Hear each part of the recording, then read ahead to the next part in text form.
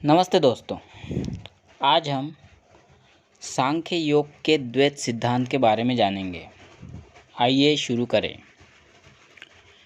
चेतन और जड़ दो अनादि तत्व हैं।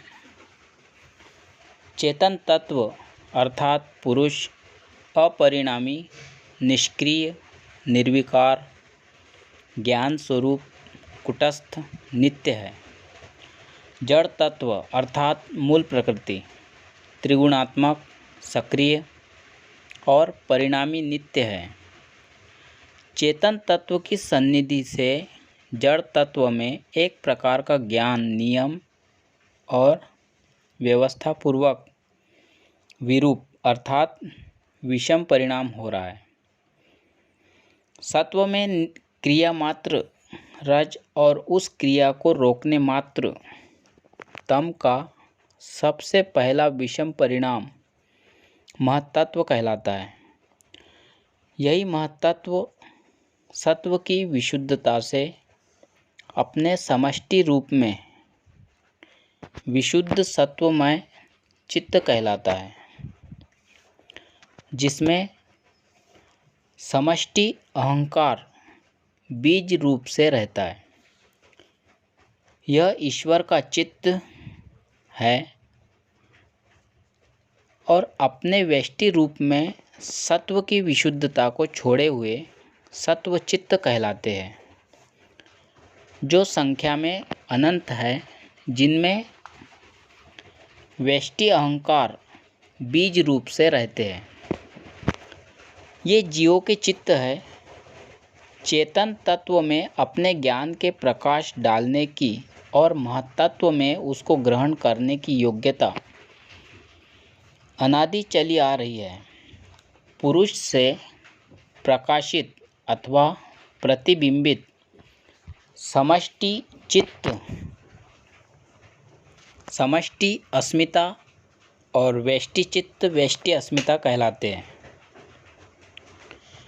पुरुष निष्क्रिय होता हुआ भी अपने चित्त का दृष्टा है, अर्थात चित्त में उसके ज्ञान के प्रकाश में जो कुछ भी हो रहा है वह उसे स्वयं ज्ञात रहता है। व्यष्टि चित्त के संबंध से चेतन तत्व का नाम जीव है, जो संख्या में अनंत और अल्पज्ञ है, और समष्टि चित्त के संबंध से चेतन तत्व का नाम ईश्वर, अपर ब्रह्म, सगुण ब्रह्म और शबल ब्रह्म है, जो एक और सर्वज्ञ है। अपने शुद्ध स्वरूप से चेतन तत्व का नाम परमात्मा, निर्गुण ब्रह्म, शुद्ध ब्रह्म और परब्रह्म है। पुरुष शब्द का प्रयोग जीव, ईश्वर और परमात्मा तीनों अर्थों में होता है। दूसरा विषम परिणाम अहंकार है, अर्थात पुरुष से प्रकाशित अथवा प्रतिबिंबित महत्तत्व ही रज और तम की अधिकता से विकृत होकर अहंकार रूप से व्यक्त भाव में बहिर्मुख हो रहा है। यह अहंकार ही अहम भाव से एकत्व, बहुत्व, व्यष्टि और समष्टि रूप सब प्रकार की भिन्नता का उत्पन्न करने वाला है। विभाजक अहंकार से ग्रहण और ग्राह्य रूप दो प्रकार के विषम परिणाम हो रहे हैं, अर्थात विभाजक अहंकार सत्व में रज और तम की अधिकता से विकृत होकर ग्रहण रूप 11 इंद्रियों अर्थात 5 ज्ञानेंद्रिया, 5 कर्मेंद्रिया, 11वां इनका नियंता मन और सत्व में रज तम की कुछ विशेषता के साथ अधिकता से विकृत होकर परस्पर भेद वाली 5 तन्मात्राओं में विकृत होकर बहिर्मुख हो रहा है। पांचवा विषम परिणाम 5 स्थूलभूत है, अर्थात अहंकार से व्याप्त पांचों तन्मात्राएं सत्व में रज और तम की अधिकता से विकृत होकर पांचों सूक्ष्म और स्थूल भूतों में व्यक्त भाव से बहिर्मुख हो रही है। इस प्रकार बहिर्मुखता में महत्तत्व की अपेक्षा अहंकार की अपेक्षा 11 इंद्रियों और 5 तन्मात्राओं में और तन्मात्राओं की अपेक्षा पांचों सूक्ष्म और स्थूल भूतों में क्रमशः रज तथा तम की मात्रा बढ़ती जाती है और सत्व की मात्रा कम होती जाती है, यहाँ तक कि स्थूल जगत और स्थूल शरीर में रज तम का ही व्यवहार चल रहा है। सत्व केवल प्रकाश मात्र ही है और महत्तत्व में प्रकाशित अथवा प्रतिबिंबित चेतन तत्व भी उपर्युक्त राजसी तामसी आवरणों में आच्छादित होता हुआ स्थूल शरीर और भौतिक जगत में केवल झलक मात्र ही दिखलाई दे रहा है। यह सब अवरोह क्रम है। इससे उल्टे आरोह क्रम में जितनी अंतर्मुखता बढ़ती जाएगी उतनी ही रज तथा तम का विक्षेप आवरण हटकर सत्व का प्रकाश बढ़ता जाएगा और उस प्रकाश में चेतन तत्व की अधिक स्पष्टता से प्रतीति बढ़ती जाएगी।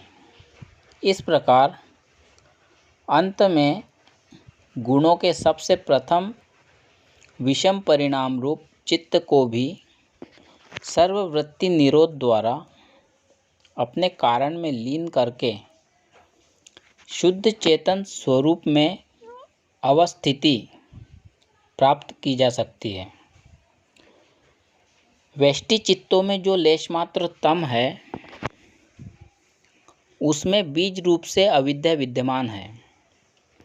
इस अविद्या क्लेश से क्रमशः अस्मिता, राग, द्वेष, अभिनिवेश, क्लेश और उनसे सकाम कर्मों से उन्हीं के अनुसार कर्माशय के अनुसार जन्म, आयु और भोग तथा उनमें सुख और दुख उत्पन्न होते हैं। संप्रज्ञात समाधि की चारों भूमियों वितर्क, विचार, आनंद और अस्मिता अनुगत में ये सब क्लेश तनु अर्थात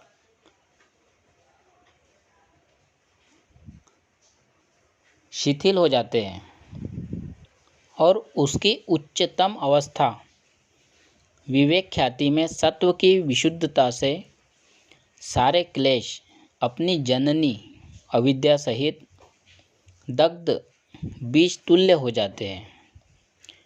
अब वही तम अपने अविद्यारूप धर्म को छोड़कर इस सबसे उच्चतम सात्विक वृत्ति को स्थिर रखने में सहायक होता है। सर्ववृत्ति निरोध रूप असंप्रज्ञात समाधि में चित्त में कोई वृत्ति न रहने के कारण दृष्टा की शुद्ध परमात्मा स्वरूप में अवस्थिति होती है। उस समय चित्त में निरोध के संस्कारों का परिणाम होता है। कैवल्य में व्युत्थान के सारे संस्कारों को नष्ट करने के पश्चात निरोध के संस्कार स्वयं भी नष्ट हो जाते हैं। तब अपने धर्मी अर्थात उपादान कारण चित्त के अपने कारण में लीन होने के साथ दग्ध बीज रूप अविद्या क्लेश का भी लय हो जाता है।